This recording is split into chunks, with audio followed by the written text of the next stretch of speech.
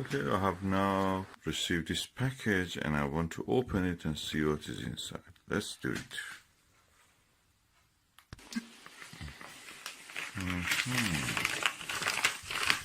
That's interesting. What is inside here?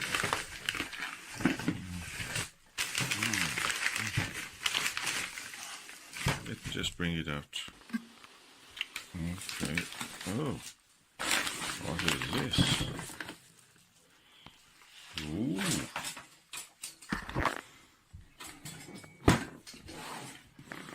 Oh, that's a Baader's Q-Turret eyepiece set, which includes 4 high-quality Baader Classic eyepieces, 16-18 orthos, and 32mm Plossl, plus the Q-Barlow 2.2x, which is this one, and the most important Q-Turret quad eyepiece-revolver. That is the one on the back. This is at least £200 new. The price has fallen recently a little bit. That is 160 something when you add the cost of post carriage. It will be included to around 170-75, something like that. So I got it, and now let's see how it looks inside.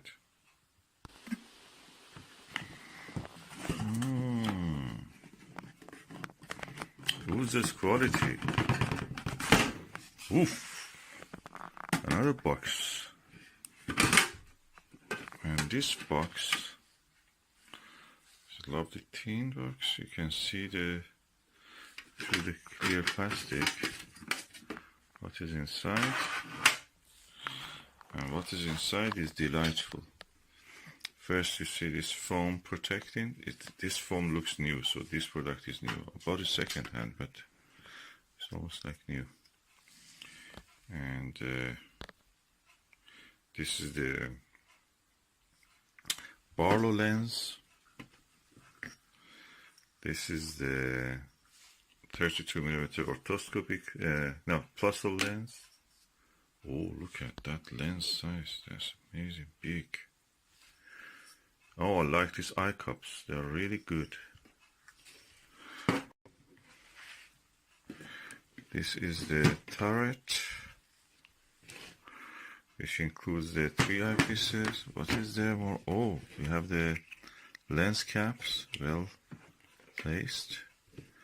And we have this nose piece for the telescope. So everything you see in this table is what it is included. This is the turret itself. As you can see, it's made of hard plastic. So it's lightweight, it will not affect the thing. And obviously you can turn it around. You can see there is a locking mechanism that you can turn. This is the 6mm one on its own, 6mm ortho. This will cost you on its own around £70. Volcano top, that's the shape of the lens.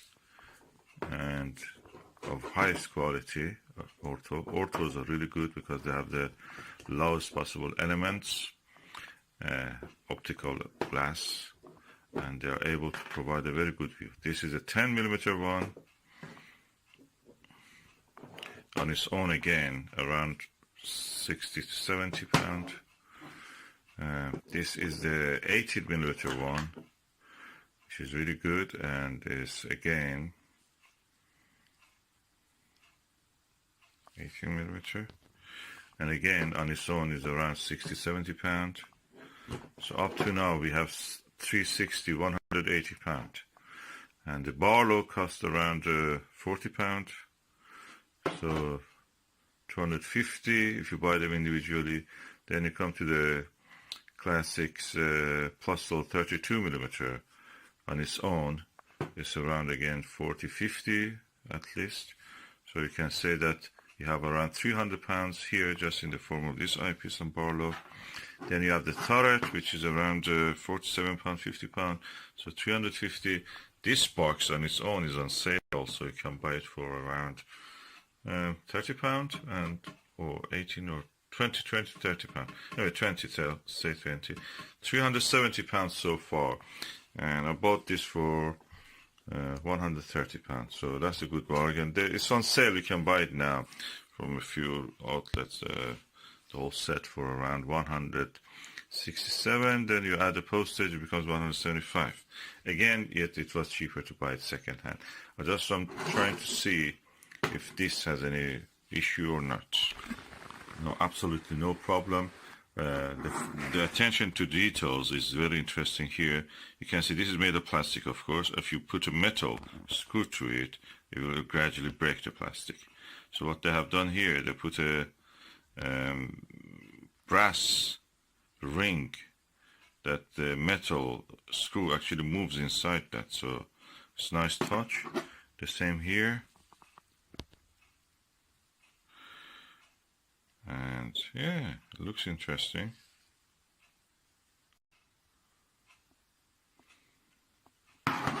Everything all right. The lenses really look impressive, and I'm just looking forward to test it.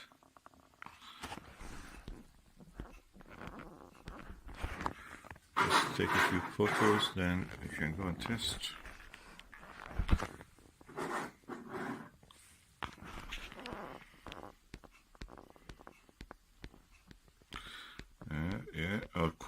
Our telescope cookie box with our cookie jar.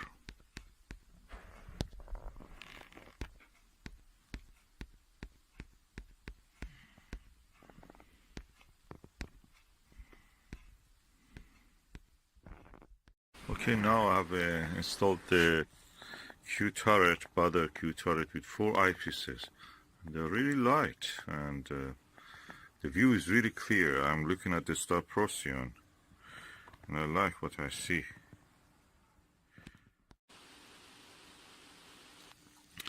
The air is quite turbulent. Storm after storm comes and passes over the UK. So practically everything you see is turbulent. Beside the telescope also, which needs to acclimatize. But anyway, this is what you can see. This is the star Procyon. This is the Plossl. So if I try to change it to 18mm eyepiece, what I have to do is just to take it and turn. And the next thing is that I'm looking at, instead of 32, I'm looking at 82 millimeter eyepiece. Okay, the good thing is that everything here is parafocal. So when I've changed from this to this, I don't need to change much the focus. But one problem immediately notice is that when you change, for example, from this to here, okay, you put your eye here, your mouth will be here, and your nose will be somewhere in here. So there is a risk that you actually with your mouth or with your nose, actually you touch the lens. So that can be a problem. Of course, you can remove this at any time you want and keep it empty. And beyond that, I don't see any real problem. I wish it was available for binocular, but it's not. So that's the way it is. Binocular, how you can fit a binocular into this, challenge. But anyway, this is really lovely. I like it. I'm going to use it, and I will try even to use some other eyepieces to see how they will perform on this. But so far, so good.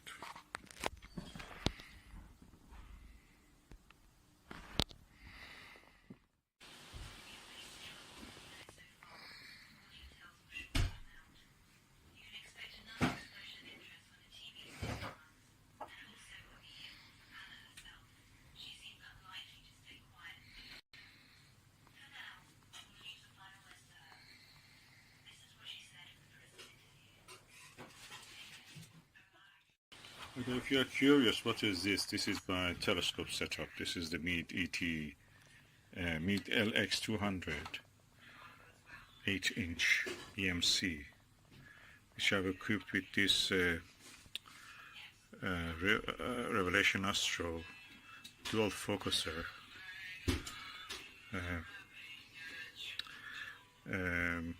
star diagonal, a wheel filter wheel, 5 filter wheel, then with a Baader orthoscopic Baader Q-Turret, so it takes 4 eyepieces.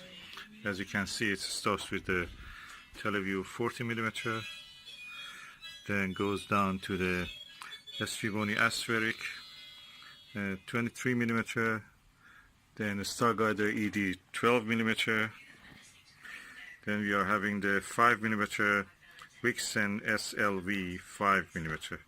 So all of the best eyepieces. And I have a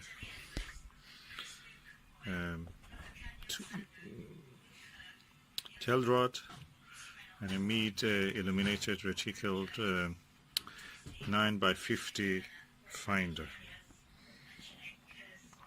The whole setup works from this window sill. I don't want to move it. Usually it's not here, but anyway, today it's here. Easy to move, and the setup really works well. The whole thing looks like a little bit like a Dalek when you look at it, like kind of alien thing.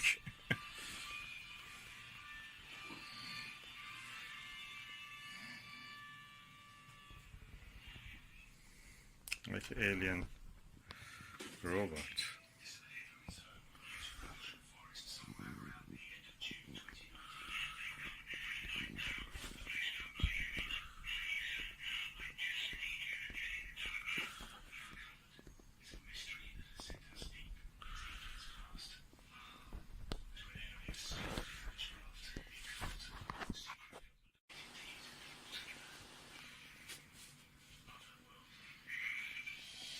This setup is equipped well for visual observation.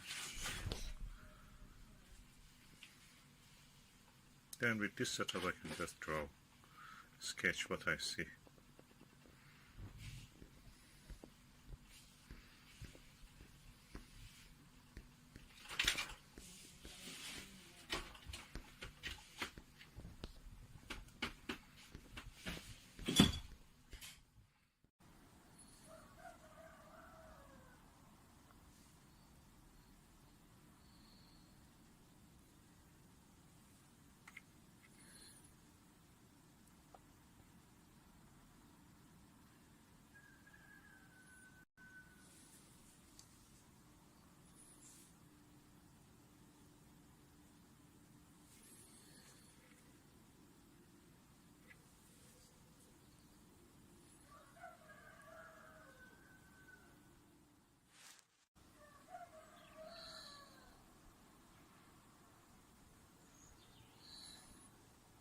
That's a Reiner gamma, the bright patch in the middle. It's a magnetic anomaly. It's interestingly symmetrical in most parts of it. But there is a tail of it like a handle of a pan which goes upward, or a golf handle. Golf club handle.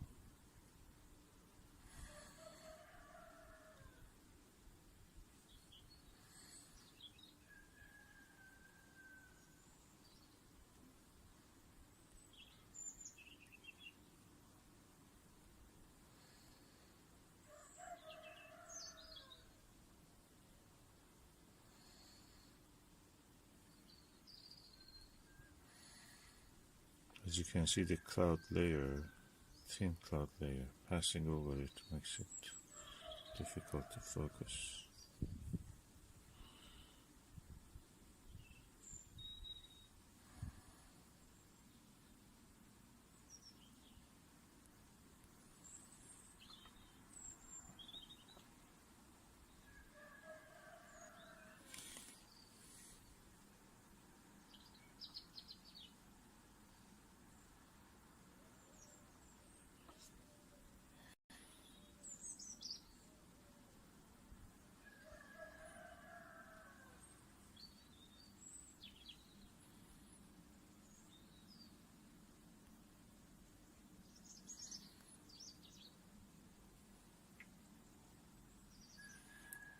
Rainer now is on to the right.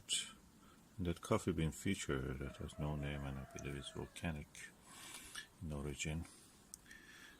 Kind of fountain of lava in the passages. There are also some graben you can see in the middle of it. There is a hollow area. That's two faults, parallel faults. The middle part of it has fallen and it's called graben. Interesting for geological study and structural geology. I try to focus on that feature, the coffee bean feature I'm talking about. Yeah, that's what is now at the center.